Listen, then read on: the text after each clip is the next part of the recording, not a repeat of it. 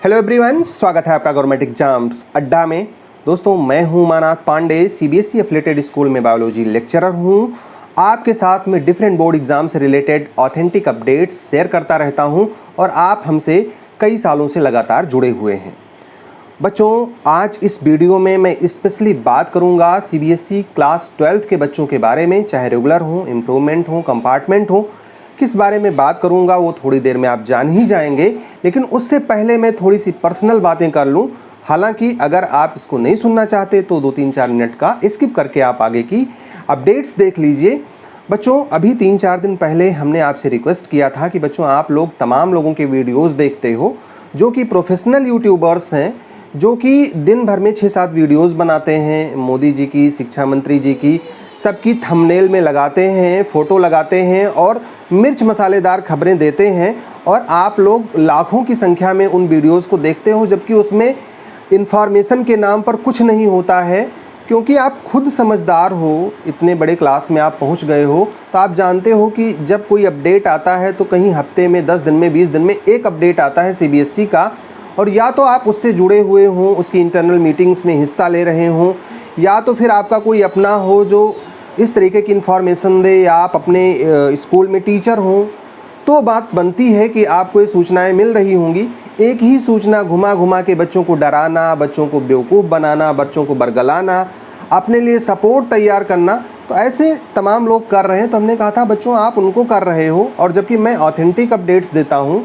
बच्चे लगातार मुझसे पूछ रहे थे और मैंने कहा कि ठीक है, मैं वीडियोज़ बनाऊँगा। इस बीच में कुछ सिलसिला कम सा हो गया था क्योंकि मन नहीं लगता था। देखो, जब आप सही काम कर रहे हो और उसे कोई मोटिवेशन ना मिले, उसे कोई फॉलो करने वाला ना मिले, उसे कोई आगे बढ़ाने वाला ना मिले, थोड़ा सा डीमोटिवेशन हो जाता है, मन नहीं करता उस चीज़ों को करके। खास करके तब जब फेक लोग हैं जो गलत सलत सूचनाएं देते हैं, उनके वीडियोज़ ज़्यादा देखे जा रहे हों, सूचनाओं का आदान प्रदान उनका ज़्यादा हो रहा हो, तो थोड़ा सा अच्छा नहीं लगता, और हमने वीडियोज़ बनाने कम कर दिए थे।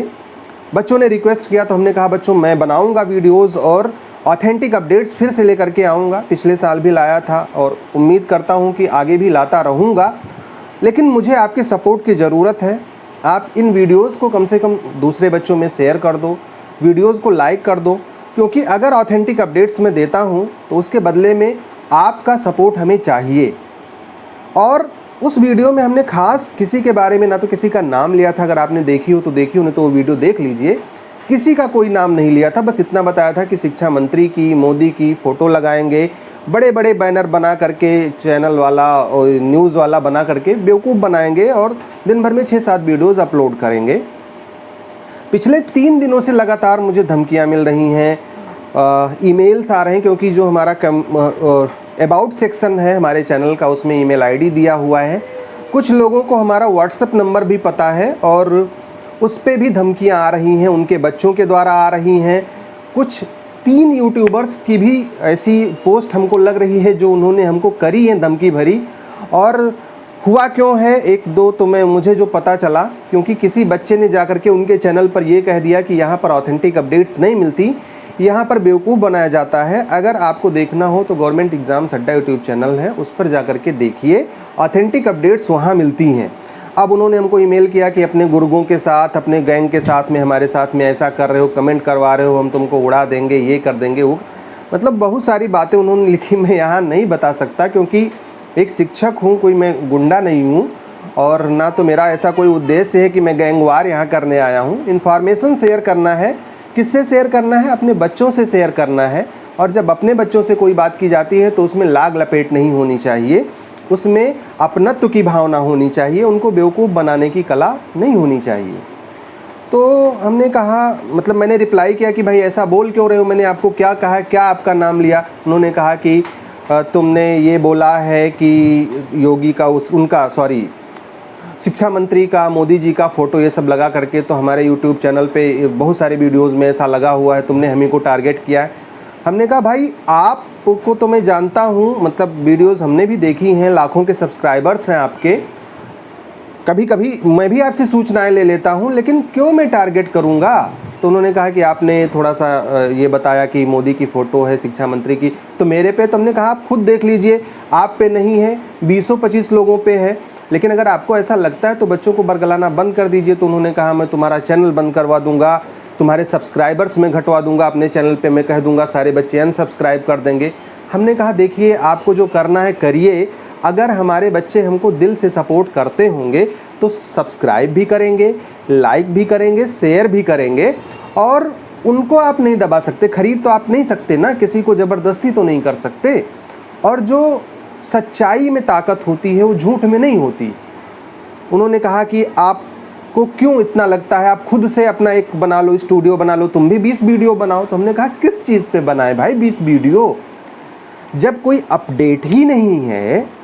एक अपडेट आ गया, अब हम उस पर 20 रोज़ तो वीडियो बना नहीं सकते, एक ही अपडेट पे 50 वीडियो तो हम बना नहीं सकते। डराने का काम मैं करूँगा नहीं, क्योंकि हमारे स्कूल में भी बच्चे हैं, कोचिंग में, ट्यूशन में, या खुद भी हमसे ऑनलाइन सपोर्ट ग्रुप के माध्यम से बहुत सारे बच्चे जुड़े हैं। तो बच्चों को डराऊंगा तो नहीं मैं, तो मैं 8 वीडियो क्यों बनाऊंगा। तो उन्होंने कहा कि तुम्हारे अंदर क्षमता हो तो तुम 8 बनाओ, 10 बनाओ, 20 बनाओ, तुम भी कमाओ, सब लोग यूट्यूब से कमा रहे हैं।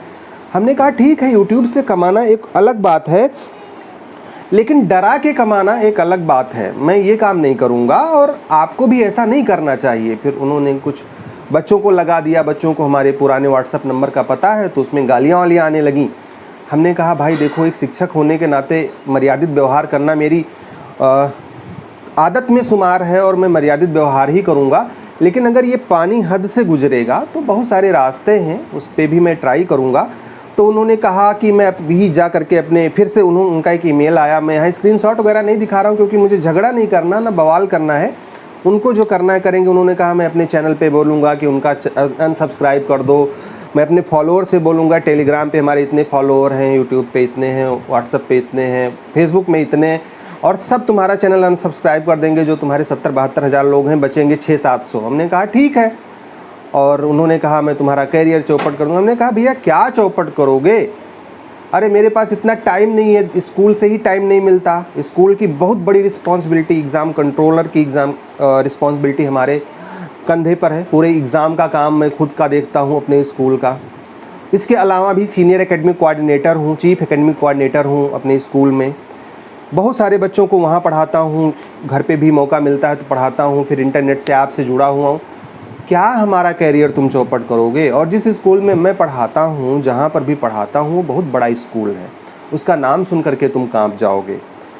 खैर, ये तो बातें उनकी हुई बच्चों, मुझे आपका सपोर्ट मिलेगा तो उन लोगों से कोई दिक्कत नहीं है। और मैं आपसे फिर से एक बार कहूँगा, एक विनम्र निवेदन है कि वो हमसे चाहे जो कहें, आप लोग जब भी जाइए किसी भी चैनल पर तो एक मर्यादित व्यवहार कीजिए। हो चाहे जो, अगर कोई सूचना दे रहा है नहीं सही है तो उसको छोड़ दीजिए, एक मर्यादित व्यवहार करिए। शिक्षक होने के नाते अगर आप उनको शिक्षक मानते हैं तो उनको शिक्षक का दर्जा दीजिए, किसी भी तरीके से गाली गलौज मत कीजिएगा। और हमारी वजह से झगड़ा करने की कोई ज़रूरत नहीं है, क्योंकि पिछले वीडियो में हमने बोल दिया था कि कुछ लोग हमको ऐसा बोल रहे हैं, तो बच्चे मैसेज करके कहने लगे कि सर आप कहो तो मैं ऐसा कर दूँ, ऐसा कर दूँ, इनका ये बिगाड़ दूँगा। हमने कहा नहीं बेटा, कुछ नहीं करना है, जो जैसा कर रहा है उसको ऐसा करने दो। अगर मेरे अंदर सच्चाई है, मैं सही हूँ, तो बहुत सारे बच्चे मुझसे जुड़ेंगे। क्लास 12 की मैं बात कर लूँ, बहुत सारी बातें हमने आपको सुना दी इधर उधर की। बच्चों में क्लास 12 की भी बात कर लूँ, पिछले 3-4 वीडियोस हमने बनाए हैं और उसमें लगभग हमने घूम फिर के बताया है कि बच्चों देखो CBSE में पिछले साल क्या था। अभी थोड़ा सा मैं बताऊंगा, थोड़ा टाइम लगेगा, आसानी से समझ लो, आराम से समझ लो, एक ही वीडियो में आपकी कन्फ्यूज़न दूर हो जाए। पिछले साल क्या था, कंपार्टमेंट का एग्ज़ाम होना था, रिज़ल्ट आया था, कंपार्टमेंट का एग्ज़ाम होना था, और तमाम यूट्यूब चैनल वाले कह रहे थे एग्ज़ाम नहीं होगा। तमाम लोग ट्विटर पे ट्रेंड चलाए हुए थे, अपने आप को फॉलो करवा रहे थे। कुछ लोगों ने पिल दाखिल कर रखी थी, कुछ लोग तो दिनों रात मुझे गाली दे रहे थे कि ये ऐसा कर रहे हैं, वैसा कर रहे हैं, बच्चों को बरगला रहे, करें एग्ज़ाम होगा। मैं कह रहा था एग्ज़ाम होगा, बाकी ज़्यादातर क्या सभी लोग लगातार कह रहे थे कि एग्ज़ाम कैंसिल हो जाएगा। और कोई दिक्कत नहीं है बच्चों, परेशान मत हो, एग्ज़ाम कैंसिल हो जाएगा, एग्ज़ाम होगा नहीं कंपार्टमेंट का। मुझे चूँकि CBSE के अंदर की बात पता थी, मैं सिर्फ इतना कह रहा था कि भैया एग्ज़ाम होगा, डेट वगैरह भी हमने बता दिया था बच्चों को, इस डेट में नोटिस आएगी, इस डेट में फॉर्म भरा जाएगा, इस डेट में एग्ज़ाम होगा। सारी बातें सही साबित होती गई, लेकिन एग्ज़ाम के 2-3 दिन पहले तक लोग गाली देते रहे, बिहारी बोल बोल करके गाली देते रहे कि बिहार का है, इसको कुछ नहीं आता, गंवार है, ऐसा है वैसा, उसको फॉलो मत करो, ऐसा करो। फिर भी आप लोगों का विश्वास बना रहा और एग्ज़ाम हुआ। इस बार मुझे लग रहा है कि एग्ज़ाम नहीं होगा, क्योंकि जो अंदर की बातें, देखिए कोई कुछ कह रहा हो या ना कह रहा हो, लेकिन फीलिंग तो सबकी समझ में आती है ना। ऑफिशियली कोई नहीं बोल रहा कि एग्ज़ाम नहीं होगा, सब लोग कह रहे हैं कि 1 जून को पता चलेगा, लेकिन जो डर है कोरोना का ना, बहुत अंदर तक हिले हुए हैं लोग।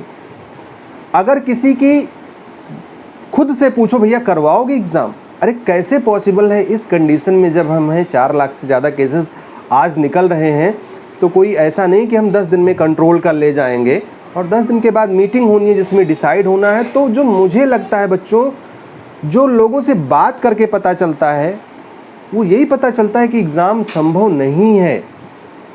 अभी ऑथेंटिक अपडेट या ऑफिशियल नोटिफिकेशन जब आएगी तभी पढ़ना बंद कीजिएगा, पढ़ते रहिएगा, चाहे आप रेगुलर हो, प्राइवेट हो, इम्प्रूवमेंट हो, कंपार्टमेंट हो। अगर रद्द होगा तो सबका एग्ज़ाम रद्द होगा, नहीं रद्द होगा तो सबका एग्ज़ाम होगा। लेकिन जो पॉसिबिलिटी मुझे पिछले साल दिख रही थी, जब सब लोग बोल रहे थे एग्ज़ाम होगा, मुझे लग रहा था एग्ज़ाम, वो सब लोग बोल रहे थे एग्ज़ाम नहीं होगा, मुझे लग रहा था होगा, क्योंकि अंदर से जब मैं बात करता था तो लोगों की बातों में कॉन्फिडेंस झलकता था। इस बार वो कॉन्फिडेंस गायब है, कोई हामी भरने को तैयार नहीं है। बहुत सारे अधिकारी लोग ही कोरोना पॉजिटिव हैं, ऑफिसेज बंद जा रही हैं, लॉकडाउन लगा हुआ है। एग्ज़ाम की प्रिपरेशन होती है मेरे दोस्त, हो नहीं पा रही है। तो चाहे आप प्राइवेट हो, रेगुलर हो, कंपार्टमेंट हो, इम्प्रूवमेंट हो, किसी का भी, ये मान लो कि एग्ज़ाम कैंसिल होगा तो सबका कैंसिल होगा। जो प्राइवेट वाले बच्चे हैं वो डरे हुए हैं कि सर हमारा क्या होगा। मान लेते हैं रेगुलर वालों को तो प्रैक्टिकल के नंबर के आधार पर पास कर देंगे, या इनको किसी और आधार पर ऑब्जेक्टिव क्राइटेरिया जैसे क्लास 10th का बना उस आधार पर प्री बोर्ड या जो इनका पीरियोडिक टेस्ट हुआ है या हाफ ईयरली हुआ उसके आधार पर पास कर देंगे। हमारा क्या होगा? बच्चों देखो, मैंने शुरू में कहा था जब क्लास 10th का एग्ज़ाम कैंसिल हुआ था कि इनका एक अलग से क्राइटेरिया आएगा, सीबीएसई डिसाइड करेगी कि भाई ये भी तो हमारे बच्चे हैं। अभी कल डॉक्टर संयम भारद्वाज जी जब संबोधित कर रहे थे तो उन्होंने कहा कक्षा 10 में नियर अबाउट हमारे यहाँ 40,000 बोला या 4 lakhs बोला, बहुत ज़्यादा याद नहीं आ रहा है, मुझे देखना पड़ेगा, लेकिन उन्होंने कहा कि बहुत ज़्यादा संख्या में हमारे पास में प्राइवेट स्टूडेंट हैं, तो उनका भी हमें ख्याल रखना है। और बच्चों जब भी ये डिसाइड होता है तो किसी बच्चे का अहित नहीं देखा जाता, चाहे आप प्राइवेट वाले हो चाहे कंपार्टमेंट वाले हो, आपके लिए भी कोई क्राइटेरिया बनाएगी। इसी बीच में एक मीटिंग है सीबीएसई में जो क्लास 10th के बारे में डिसाइड कर रही है। क्लास 10th का डिसाइड होगा तो आपका भी कमोबेश एक आइडिया लग जाएगा कि किस आधार पर, अगर ये एग्ज़ाम कैंसिल करते हैं तो किस आधार पर आपको पास करेंगे, आपका रिज़ल्ट कैसे निकालेंगे। बच्चे पूछ रहे थे कि सर अगर क्लास 12th का एग्ज़ाम कैंसिल होता है तो क्या जो क्लास 10th का क्राइटेरिया बना है, ऑब्जेक्टिव क्राइटेरिया मार्किंग स्कीम का या टेबुलेशन ऑफ मार्क्स का, क्या वही फॉलो होगा या कुछ डिफरेंट होगा? बच्चों मुझे लगता है थोड़ा बहुत डिफरेंट होगा, क्योंकि क्लास 12th के बाद में बच्चों की मेरिट का बहुत ज़्यादा प्रभाव होता है। सीबीएसई ने जब नोटिस निकाली थी तो उसमें उसने ये कहा था शुरुआत में कि क्लास 10th के बच्चों को, चूँकि अपने ही स्कूल में ज़्यादातर बच्चों को रहना है, कॉलेज या यूनिवर्सिटी में दाखिला नहीं लेना है, तो अगर इनका एग्ज़ाम रद्द कर दिया जाएगा तो इनका कोई बहुत ज़्यादा प्रभाव इनके करियर पर नहीं पड़ने वाला।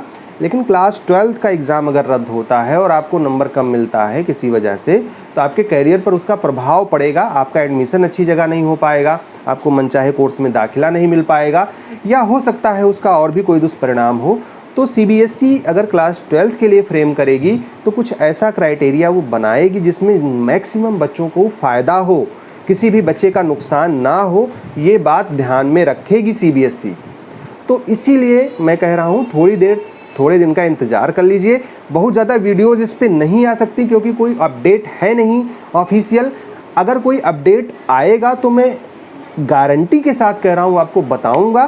तब तक अच्छा भोजन लेते रहिए, घर पे रहिए, स्वस्थ रहिए, बाहर कम से कम निकलिए, क्योंकि अगर आपकी लाइफ है, आप स्वस्थ हो, तभी एग्ज़ाम्स के कोई मायने हैं, तभी उस डिग्री के कोई मायने हैं, और तभी फ्यूचर के लिए चिंता करने के कोई मायने हैं।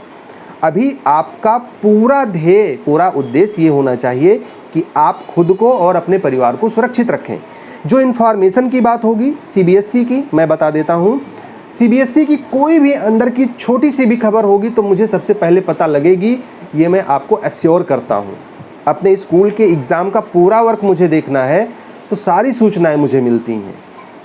एक और बात, बहुत सारे लोग हैं जो आरओ में हमारे बहुत क्लोज उसमें हैं, कांटेक्ट में, हेड क्वार्टर में भी कई लोग हैं, तो पता तो चल जाएगा मेरे दोस्त, और वो मैं आपके साथ शेयर कर दूंगा। बहुत सारी बातें कॉन्फिडेंशियल होती हैं एग्ज़ाम से रिलेटेड जो हम नहीं शेयर कर सकते, वहाँ से मना होता है, तो वो मैं नहीं शेयर कर सकता। लेकिन ज़्यादातर सूचनाएं जिससे आपका फ़ायदा हो सकता है डायरेक्ट या इनडायरेक्ट वे में मैं आपको बता देता हूँ ताकि आप परेशान ना हो। रही बात उन लोगों की, उन चैनल्स की, तो आप लोग जानते ही हैं, कुछ नहीं कहना है मुझे, क्योंकि कहा गया है, जिस स्कूल में मैं पढ़ता था वहाँ पे बार बार एक वाक्य दोहराया जाता था, nobility and character are fruits of education.